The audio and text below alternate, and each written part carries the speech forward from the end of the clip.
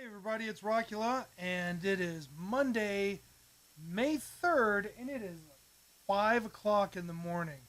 And Sunday we were all isolated here by all the sleet and the ice.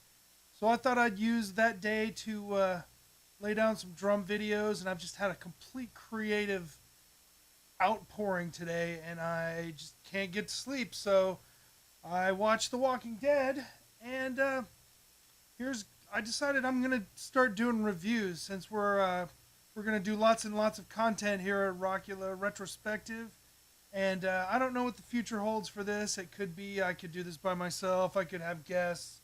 I could work it up to where I'm skyping with somebody. I don't know, but for right now, I was just sitting watching the episode of The Walking Dead tonight, and I just got off my ass and said, "What the hell? Let's do a review." So my first review is for The Walking Dead season 4, episode 12, called Still. Now, give you a little background on my Walking Dead experience. I've seen all of the episodes up until now. I don't read the comic books, and I'm not really into spoilers, so everything that I watched tonight I saw for the first time. So, and I'll be tinkering with this format, and right now I'm looking at my notes here, and let's see what the first thing we got is the intro. Okay, obviously the intro showed Herschel's death, and it establishes that Beth is going to have to come terms with. It establishes that Beth is going to have to come ter. It establishes that Beth is going to have to come to terms with Herschel's death.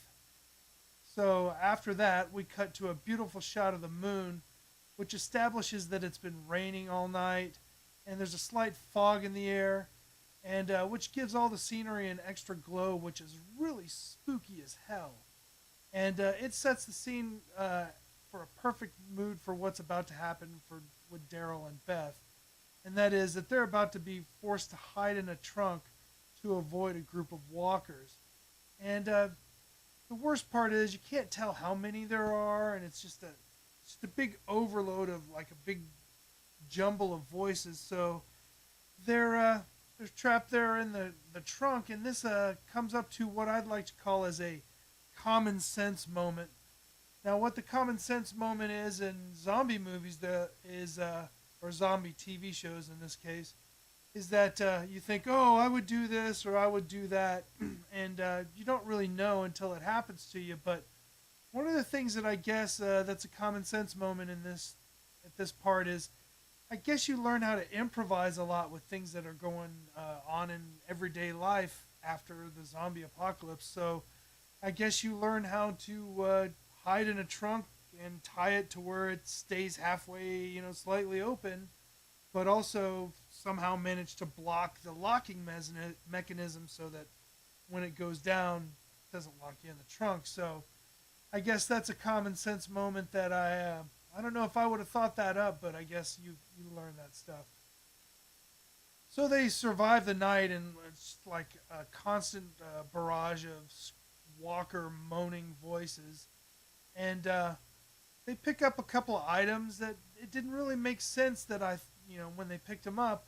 It's like, why do you need hubcaps and a piece of a headlight and a mirror? But that became evident later on in the episode, and it made complete sense.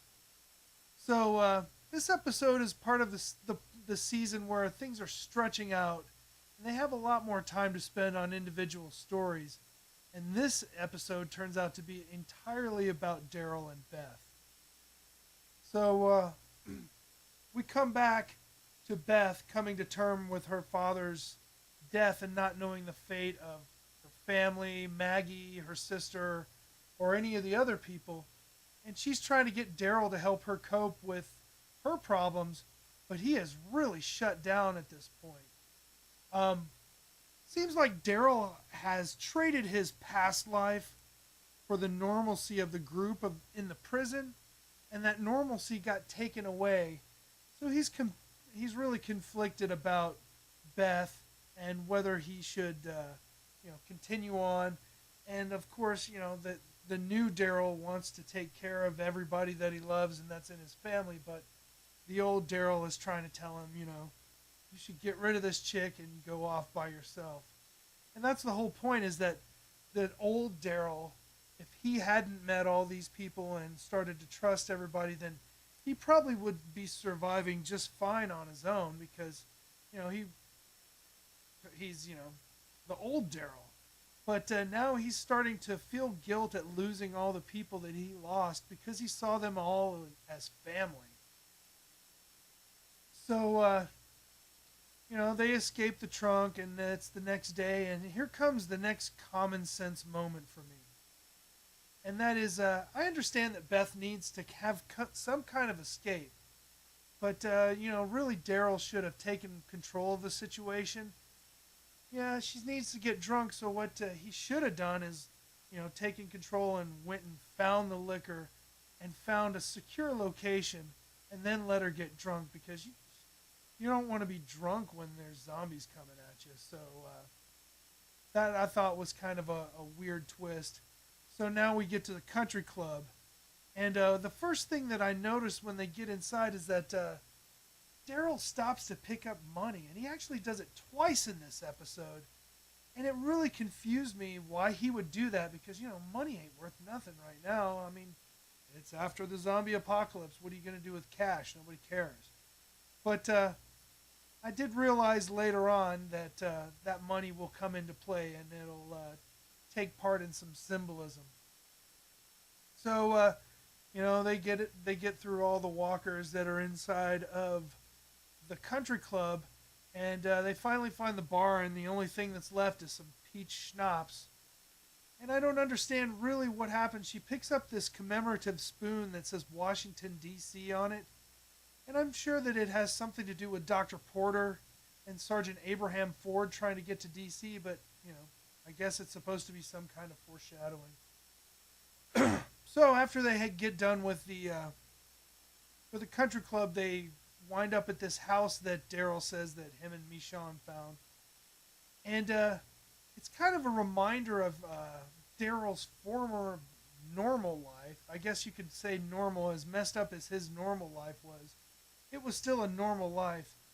And Beth is asking him what his life was like before what she calls the turn. And I think that the turn is a really good term, because it's an all-encompassing statement.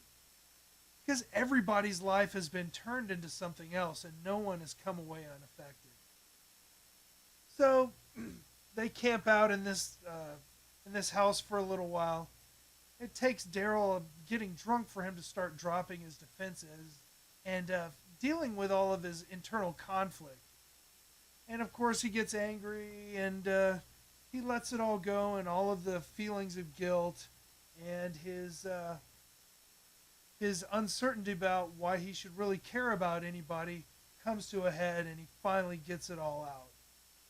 But we have, of course, in the resolution to this episode, we've got Daryl and Beth burning down the house, which symbolizes Daryl separating himself from the past, his past specifically, because the house, he mentioned that this house was exactly like the house that he grew up in with his father and his brother.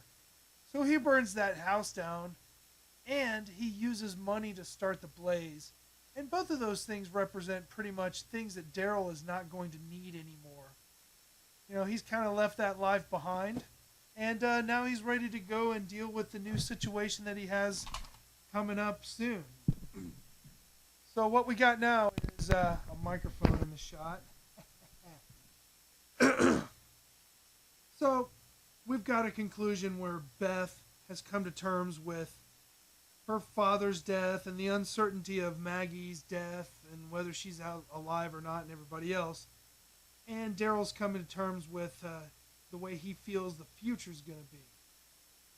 So we've got coming up next week. Obviously, I watched the trailer for what's coming up next week, and they insinuate that somebody in the Maggie, Sasha, Bob group is going to die, but I got a hunch. I predict, Rockstradamus predicts, it ain't going to be Maggie.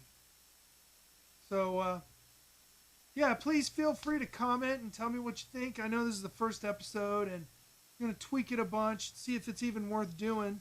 And I really thank you guys for watching. Like I said, please leave comments, like the episode, and please subscribe to my channel. Hope to see you next week for another Walking Dead commentary for episode 13. See you guys.